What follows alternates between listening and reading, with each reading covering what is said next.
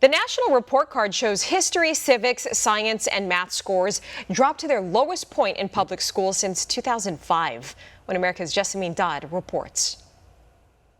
40 years ago, President Ronald Reagan released A Nation at Risk, which was a report by his administration warning about, quote, a rising tide of mediocrity in America's schools. A new book called Mediocrity, 40 Ways Government Schools Are Failing Today's Students examines how poorly the majority of schools are doing in terms of performance. This book has been endorsed by former Secretary of Education Betsy DeVos, Glenn Beck, and Chaya Rychik. And here with me is the author, Connor Boyack. Thanks for joining me. Thanks for having me. So in 1983, Reagan's report said that only 1/3 of 17-year-olds could solve a math problem requiring 2 or more steps. And today it's even more bleak, with 4th grade math scores dropping 5 points. It's below 5 points, its lowest since 2005.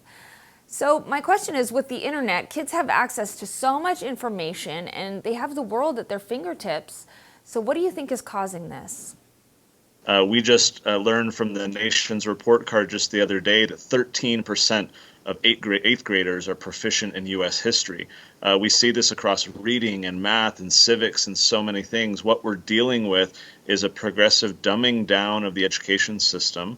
We're dealing with a lot more teachers who want to be activists rather than impartial educators. And kids are suffering because they're not being held to the same standards they once were. Let me ask you something. Is the downfall in the school system due to the lack of funding? And as you mentioned, the pandemic, you said it wasn't an issue, but since the pandemic, we're seeing more and more teachers leave their professions due to lack of staffing and pay.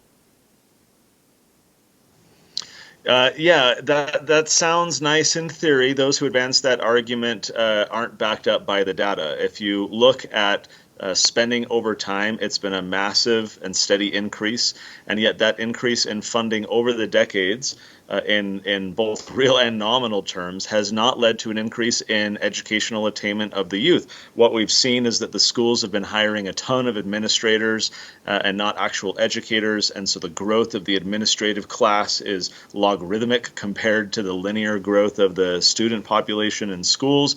We're flushing money down the drain. If you look at the school districts in America that spend the most per student, and we're talking about like Washington, D.C. and New York and New Jersey and others, very heavy blue, heavy teachers union states, they're spending up to triple the average of school districts across the country, and their test scores and educational attainment are at the bottom. All right, I want to go back to something you said a little while ago. And one thing that you do talk about in your book is that you feel that today's classrooms and teachers are acting more like activists than teachers. Whereas when I was in school, it was strictly math, English, art, and today teachers seem to be pushing their opinions on current events on children rather than having them come to their own conclusions. Now, is this just a sign of the times and our current environment that seems to be changing? I think one of the big problems that we've seen in the teaching industry, you might call it, is that these teachers are not subject matter experts in the content that they're teaching. They are graduates of teacher training colleges where they learn how to teach and manage a classroom. And these teacher training colleges are dominated by progressives and the left. And so they're pumping out teachers who are attracted to that type of political philosophy, who want to be able to use a classroom not as an impartial learning environment, but as a pulpit or a platform upon which to advance their ideas to impressionable young people. So we're left with increasing number of teachers who are attracted to a more authoritarian style, who thrive on bureaucracy, who love to centrally plan, and it's to the detriment of kids. And so ultimately the question that the book proposes to parents is, are you satisfied with this? Is this really the outcome that you want to spend for your kids for the next decade, or can this be kind of a warning sign on the school conveyor belt to say maybe you should step off that conveyor belt and go pursue some alternatives that will better support your individual child?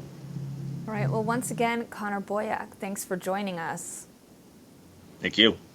For all our viewers asking where One America News is heading in the future, we would like to introduce you to OAN Live.